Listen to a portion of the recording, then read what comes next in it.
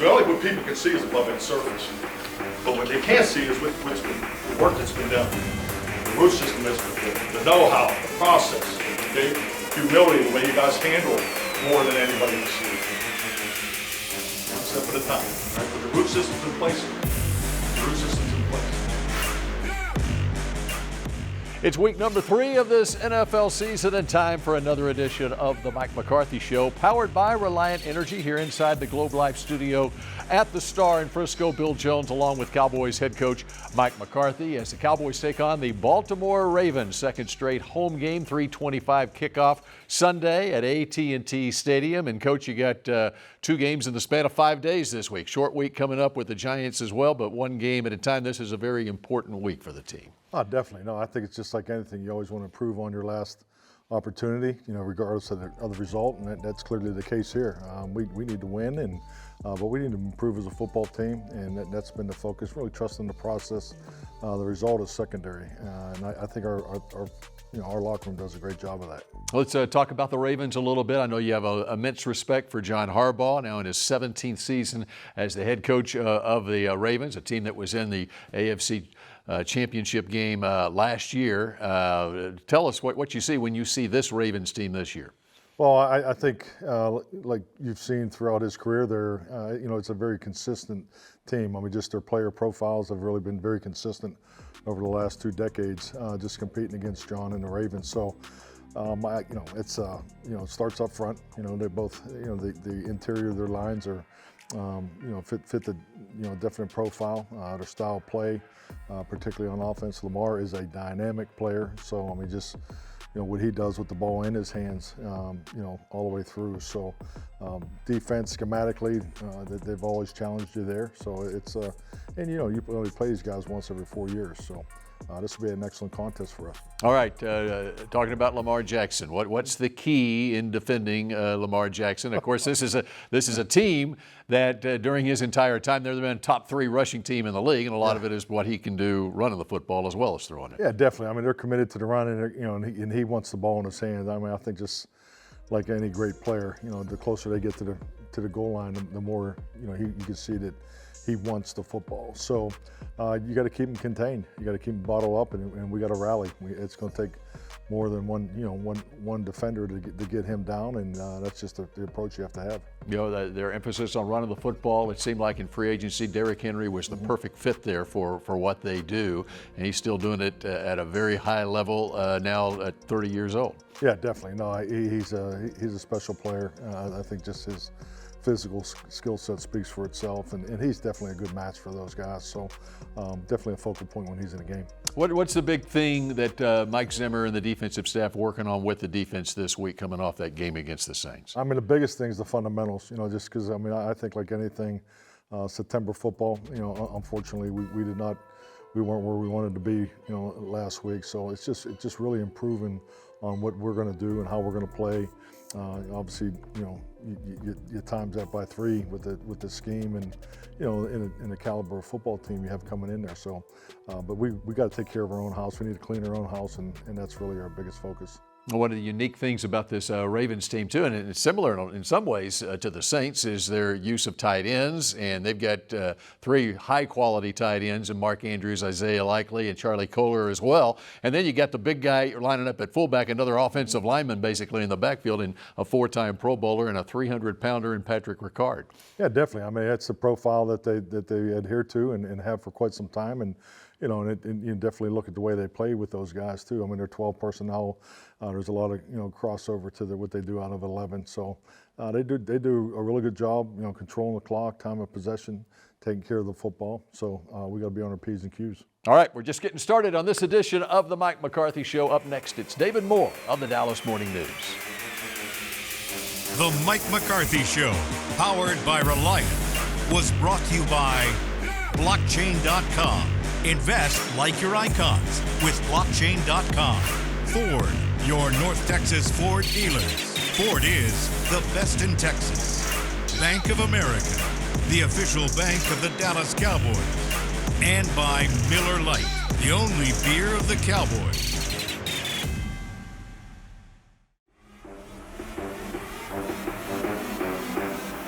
This segment is brought to you by Blockchain.com. Invest like your icons with Blockchain.com. The Mike McCarthy Show, powered by Reliant Energy, continues now. Bill Jones now joined, as usual, by David Moore of the Dallas Morning News, SportsDayDFW.com. Where the schedule comes out, I had this one circled. What a marquee matchup. You got the Dallas Cowboys and the Baltimore Ravens. Two of the best in both conferences. That's right. You had a team from the AFC Championship game last year, and lo and behold, it's the 0-2 Ravens against the 1-1 Cowboys. Two desperate teams. Yeah, facing a team coming off a 25-point loss at home where they had won 16 straight. Build this one up for us. Well, I will. And I know some people will roll their eyes and go, we're week 3, don't start talking about desperate teams. But it goes back to the axiom, you don't win titles in September, but you can lose them. And you can't allow poor performances to become trends that define your season. And Baltimore and Dallas both find themselves in that position coming into this game. A Dallas team defensively that allowed 6 consecutive touchdowns to New Orleans at home last week needs to rebound from that. And a Baltimore team that played in the AFC Championship game last year is 0-2, a road game with Dallas, and then I believe they have Buffalo and Cincinnati on their schedule. So if you want to gauge by, often you talk about, well, what team is more desperate? They have more motivation. Even as poorly as Dallas played last week at home, I would argue Baltimore probably has more desperation going into this game. It's much more important for them. I will argue Dallas has a lot of desperation because you got a short week against the Giants next week, and then you got Detroit, you got Pittsburgh, you got San Francisco, Philadelphia, and Houston. Yeah, if they don't right this quickly, right. it could get away from them here early in the season. And both teams are facing that. Teams that were universally regarded as some of the top competitors in their conference going into the season. How about this quarterback matchup? Yeah, it's, this came down to the wire last year. It was Lamar Jackson was the MVP last year, won it in large part by the way he played in those final 3 games of the regular season. Dak Prescott was right there with him, finished number 2 in the voting, but he didn't finish quite as strong, and the Cowboys didn't finish as strong last year. 2 just outstanding, dynamic quarterbacks in this league. And very similar in a lot of ways. With all of the regular season success they've had, people will point to what their teams haven't done in the postseason. I believe Lamar Jackson's 2-4 now, Dak Prescott 2-5, but that has nothing to do with this matchup on Sunday. 2 of the best.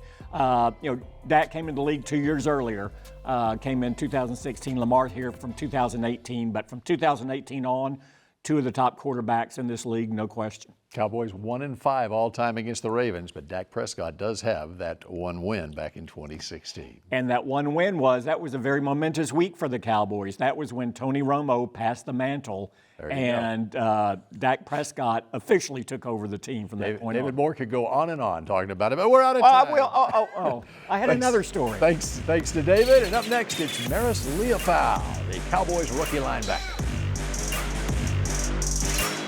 This segment was brought to you by Blockchain.com. Invest like your icons with Blockchain.com.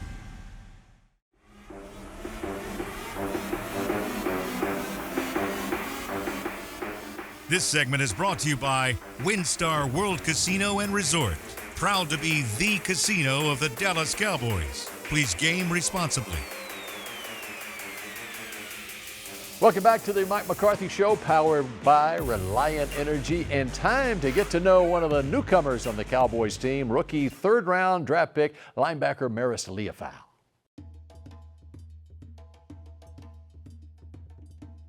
So something that helped with my decision to go to Notre Dame was being able to challenge myself, knowing it was far from home, being away from family, and how much family means to me. I knew I would be out of my comfort zone, and so that was a big reason I chose Notre Dame. And I knew it would challenge me academically and on the field and get me better in both ways. I think the biggest challenge of adapting from college football to the pros is finding my routine within kind of the landscape of the league and in the NFL. I think just being that I have, or that this is my job now, just being able to find what works for me and doing what I need to do at certain times. Just kind of creating a new routine with this new schedule that I'm kind of still getting used to. Going into my rookie season, I was very confident in my ability, and I knew I was going to contribute in some way. And so can't say I expected to get this much playing time, but I knew I was going to contribute to the team, and whether it be on special teams or defense. Honestly, I've seen a lot of similarities from Coach Zim's defense to what I did in college, and I think that's helped me to be successful in this defense now, and helped me to feel comfortable within our scheme and to be able to go out there and play confidently. Just a bigger goal of mine would be to win the Rookie Defensive Player of the Year, and then our biggest goal always is to win the Super Bowl. And so those are kind of the things that are on my mind. But then again, I'm week to week and trying to be intentional every day. Maris Leofau off to a nice start in his NFL career. What are the Cowboys up against with this Baltimore offense? Let's break it down with Will McClay here. And they got number 22 now. They got Derrick Henry in the backfield. Yeah, 6 foot, 240 pounds, 250 pounds, runs about a 4.4. Adding that to this offense, wondering how it fits. Here we're going to have a look at it right here.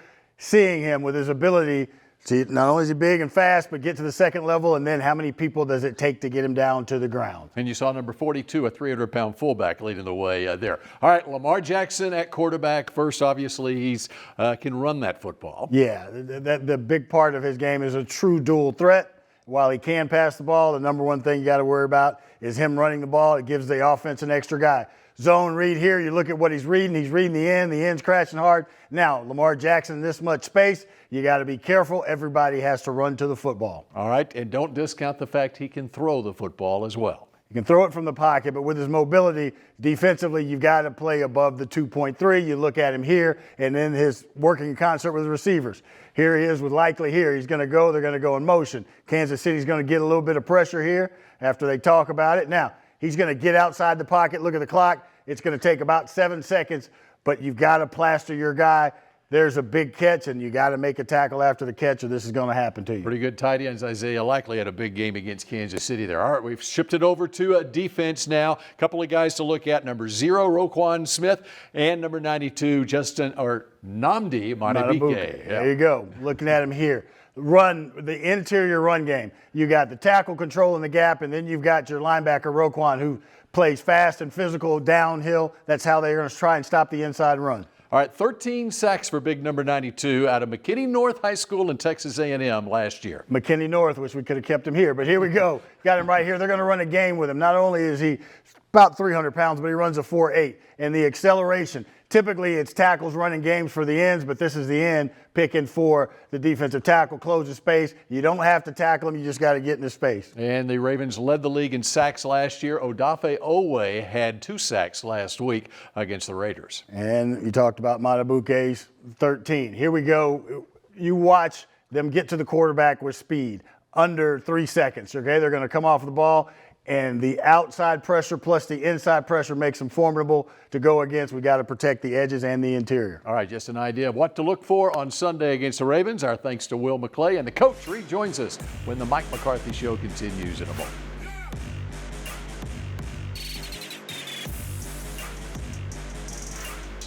This segment was brought to you by WinStar World Casino and Resort.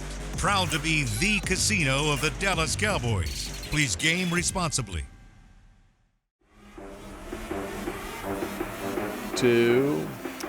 Welcome back to the Mike McCarthy Show, powered by Reliant Energy, as the coach rejoins us. And Coach, we talk about September football. You got 2 games coming up here to complete your September schedule. Tell me about September football and what it means out there on the practice field as far as taking what happens in past games, correcting it on the practice field, and setting a foundation for future wins down the road. Well, the biggest challenge is when you come out of a training camp environment is how much, fundamental time you can spend in season. I mean, it's a long year. Everything you do is weighted as far as the participation with your players in a weight room, walkthroughs, and obviously the most important time is on the field. So, that's what your GPS numbers are for, and just the constant feedback and interaction with the strength conditioning and the medical staff. So with that, it's how do you measure that time on fundamentals, technique, because what happens is when you get into the end season, you got the schematic challenge, particularly to an uncommon opponent like the Baltimore Ravens. What do you give up in your scheme prep to make sure you're still growing in the fundamental technique area? So that's to me is a big challenge in September football, and it's become a bigger challenge just because of the time that you have in training camp. All right, this Ravens defense, first-year defensive coordinator Zach Orr out of DeSoto High School here, a young defensive coordinator, just 32 years old. Mike McDonald, now the head coach of the Seahawks, of course. Last year, they led the league in sacks, they led the league in run defense, they led the league in takeaways. It's pretty remarkable, the kind of season that they have and the talent they have to work with there with Baltimore. Yeah, definitely. I mean, they have premier players on all three levels. It starts up front. They do a really good job handling the sticks, the down distance, and where they can activate their pressure packages in a timely fashion. So, this is a group that really we got to really knock it out of the park as far as getting ready for the specifics of how they play, but more importantly, spending extra time on the matchups. Jake Ferguson wasn't able to play last week. How about Luke Schoonmaker? And as the game turned out, you were in a nickel offense more so than not, but in last week's game. But he got more reps than what he normally does. And how did he pan out? Yeah, Luke played well. I mean, he took advantage of his opportunities, and he's still a young guy that still has a lot of room to grow. So I really like the way Luke went through last week, getting ready to play a primary role. And but I think he definitely has another step. What about the growth of Jalen Tolbert? He had 6 catches for 80 yards last week. What are you seeing out of Jalen? Just a young man rewarded for all the hard work that he puts in. I mean, Jalen goes 100 mile an hour 7 days a week, and it's been like that since he arrived here. So just his off-season work, training camp. So it's really refreshing to see him rewarded with a performance like that. All right, we wrap up the Mike McCarthy Show when we come back in just a moment. Closed captioning is brought to you by the Texas Lottery. Cowboys scratch tickets from the Texas Lottery are here. Play today.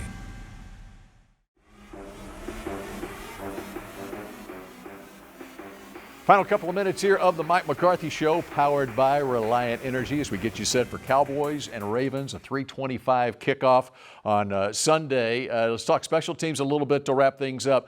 And, Coach, I got to tell you, it's amazing what is happening around the league, not just with Brandon Aubrey here, but around the league as far as these field goal kickers and knocking home these 50-plus yard field goals. The stats on it through 2 weeks of this season, they are 35 for 39 across the league on field goal attempts of 50 or more yards.